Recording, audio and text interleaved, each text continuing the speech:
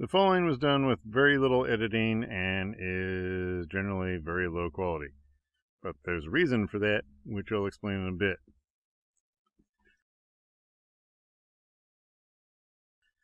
Let me tell you a story. It was going to be 3 stories, but one is long enough.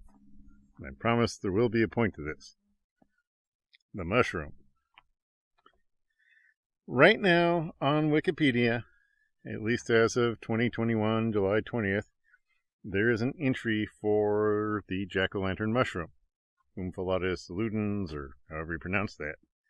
And the article mentions the tendency of this mushroom species to glow in the dark. There's also mention of the fact that this glowing is disputed by some people.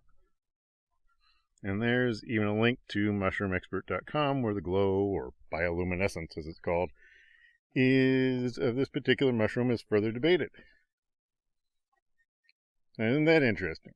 Unbeknownst to most people, a lively little debate is going on in some corner of the internet about this mushroom.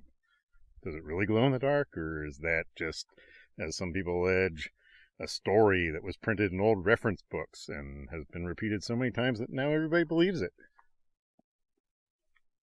My wife and I actually got caught up in all this and debated it at some length.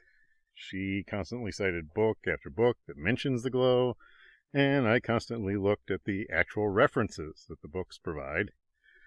You know, that little list at the end of the chapter, or sometimes it's at the end of the book. The thing that tells you where the authors themselves got the information. Yeah, that thing that nobody ever looks at. Right, I looked at it. And when I checked back on the previous references, I did actually notice a tendency for them to just be citing each other in kind of a circle, or a fairy ring, to make a terrible mushroom joke. So there was some arguing and occasional raised voices and all over this stupid mushroom.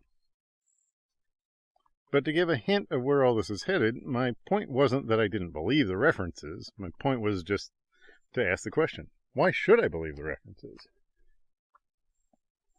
But anyway, the debate in my house raged for about 3 days, during all of which time a large cluster of jack-o'-lantern mushrooms were peacefully growing right in our own backyard.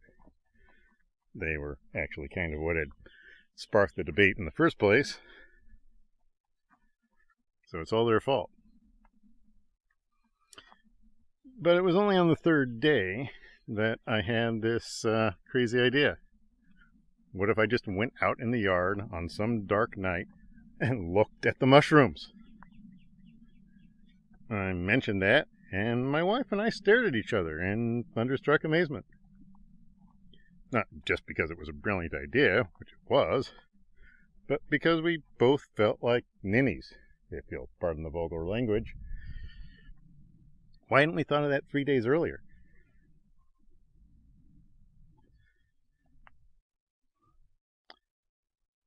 Now, my other 2 stories, which I'll probably tell eventually, but I'll spare you for right now, concern similar incidents involving much larger numbers of other people, and just serve to illustrate that this insidious mental block that keeps us from actually looking at things for ourselves seems to pervade our society. It's not just me or my wife, it's lots of people. So that's what my series of videos is going to be primarily about. Getting out there, or sometimes staying inside, and looking at things for yourself. Testing things for yourself. Not just taking other people's word for them. And no, not even taking my word for them. Excuse me for a second here, that hill was taller than I thought it was. Now, I'm definitely not some adherent of the Zetetic Society, who, if you haven't heard of them, were a bunch of people who, among other things, apparently advocated that you should never believe anything you couldn't prove for yourself, and that you should just trust nobody. Except, of course, the Zetetic Society. And they apparently also felt that you should buy lots of useless placebos from them, the Zetetic Society, and pay them lots of money for them. Yeah, yeah, we don't want to become like that. But what I'm getting at is that there's a strong tendency to look at modern science and say, well, I'll just take your word for it. Or alternatively, to say, nope, I'm not going to believe that because I don't want to. I'm not going to take your word for it. And that's what I want to address. I believe it's very important to realize that there are a lot of things about modern science that you can test for yourself, at least indirectly. Your decisions about what to believe shouldn't be based on the flip of a coin. Heads, I'll believe in quantum mechanics. Tails, I won't. And I believe it's just as bad to believe in science without testing it as it is to disbelieve without testing it. The reason for my playlist being entitled Science is Not to Be Believed is exactly that. Science, in my view, is to be tested, not believed. And once you've tested it, you can decide for yourself whether or not to believe.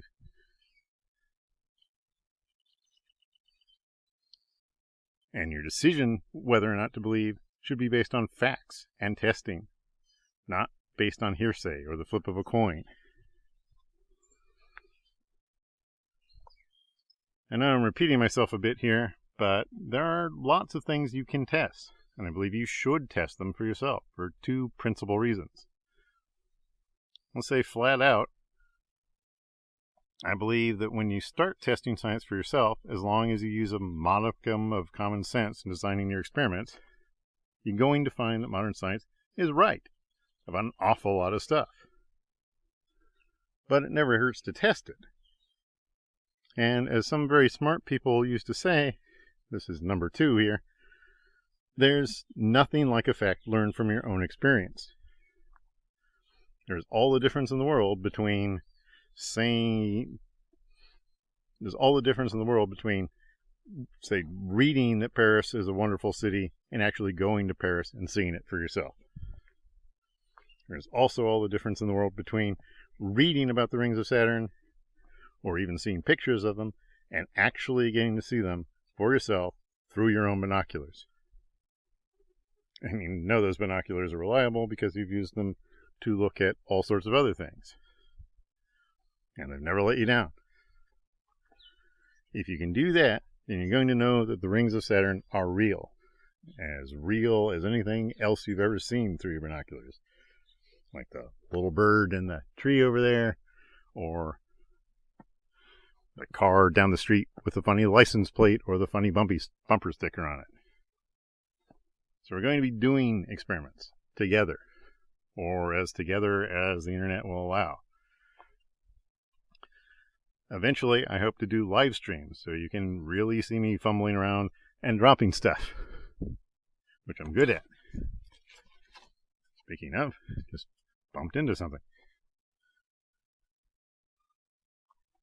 Because if these videos seem unedited and cheap and maybe even unprofessional, that's by design. I want you to see that you can do this yourself. I want you to be thinking, heck, if this guy can do this, I certainly can. And this isn't going to be super expensive.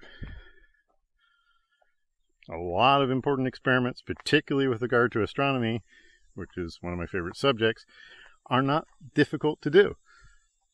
The cost of equipment for doing them is generally less than $200 at the most, and some of the most critical experiments can actually be done for less than $5. Assuming that you already own things like, say, a ruler and a pencil, maybe a piece of paper. For right now, I'm not going to go on a bunch about how to design experiments and how to record observations and all that.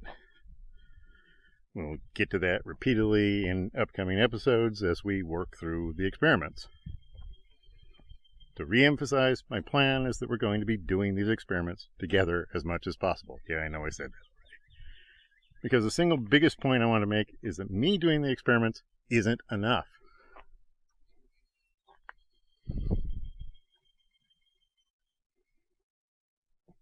It isn't enough to listen to me talk about them. After all, I could be lying. It isn't enough to watch my videos, because they could be faked. Although I intend to do, as you can see, as little editing as sanity will permit. My measure of all these videos being successful is going to be seeing if it will motivate at least one person out there to get out and actually do experiments themselves. Okay, all that being said, let's get back to the mushroom we started with. This will take just a few more minutes. I'll admit that I do have a pair of photographs taken of the same mushroom a few minutes apart.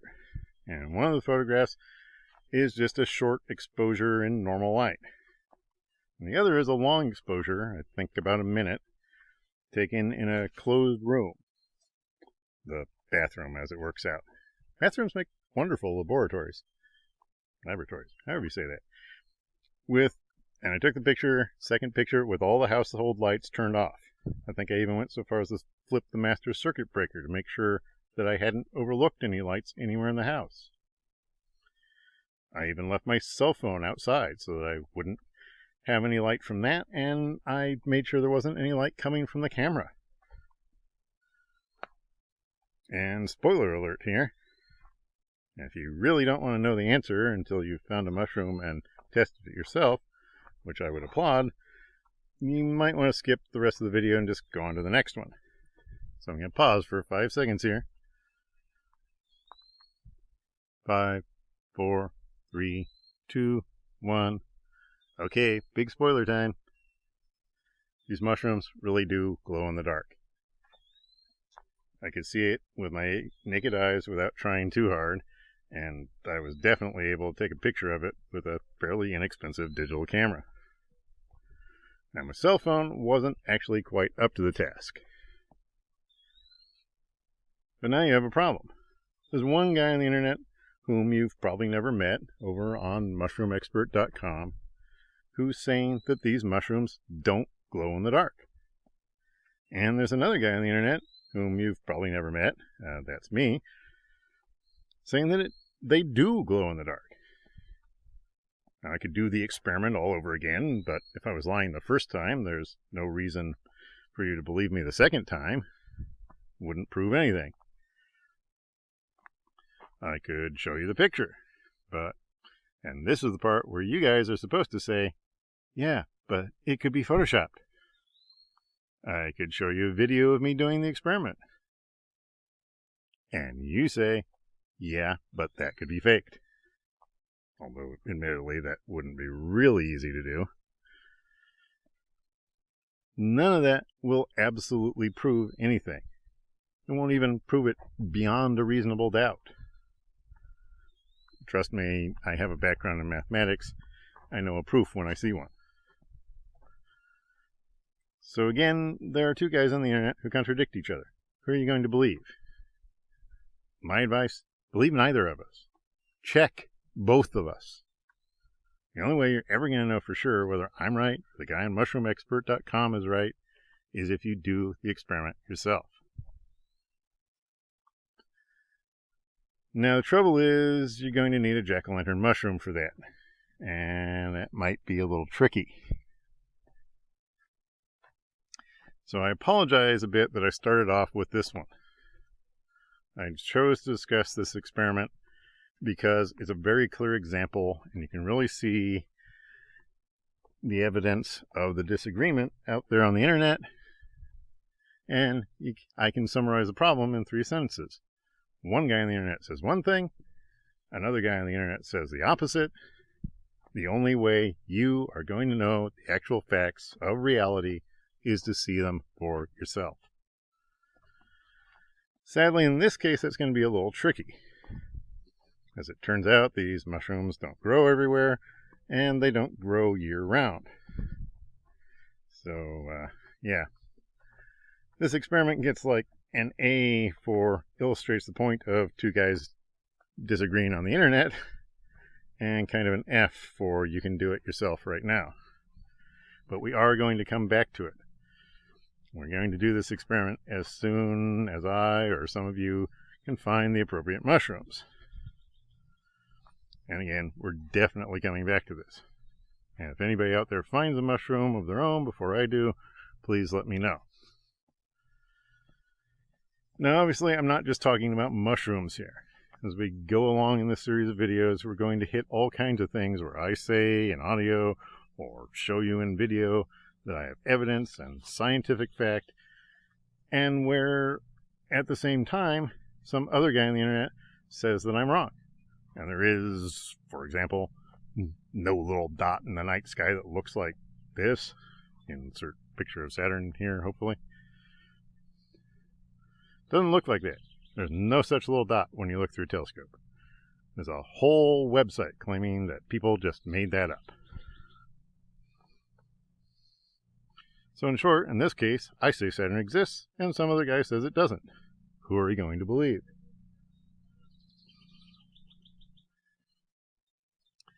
And if the words you're thinking are, well, I'm not going to believe either of you. I'm not going to believe any website, not even NASA.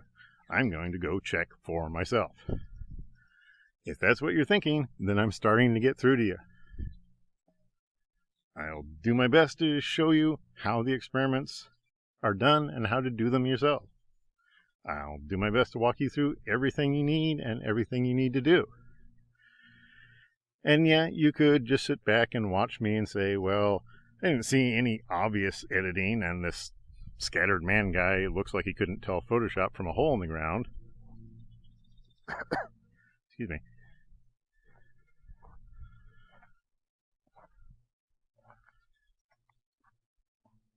So probably his blurry picture of a dot in the night sky really is what he saw. I'll just trust him. Now, as long as you look at my videos critically and with sincere thought for, could he have faked this? How plausible is what he's saying? How convincing is the video, really? Now, I guess watching me doing science is better than nothing, I guess. But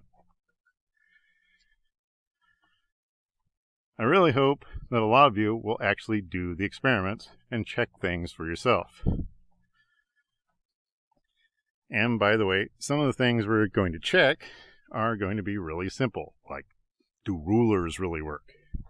There's actually a couple things to check there. And do the angles inside a triangle really add up to 180 degrees? And yeah, some of you are probably thinking, who cares? But the point is in getting you to start thinking, hey, I could test that for myself. I don't have to take this guy's word for it.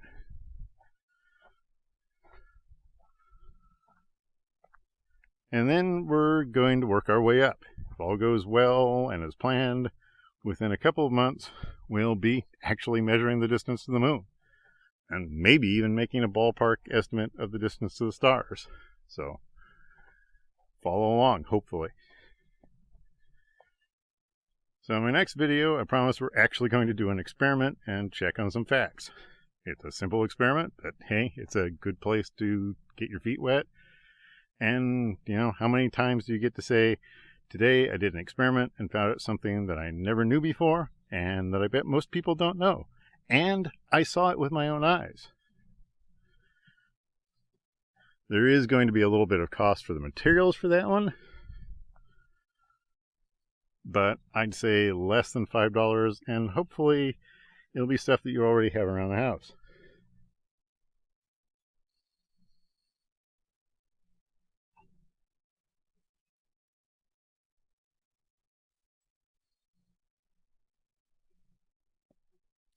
So, to wrap this up for now, let me address one last question. Why am I telling you all this while surrounded by oak trees and wandering around some half-overgrown fields on an abandoned farm?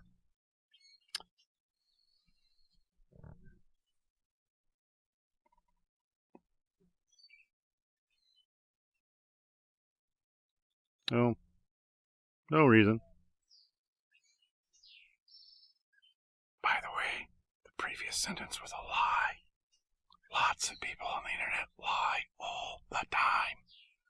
Remember to check things for yourself.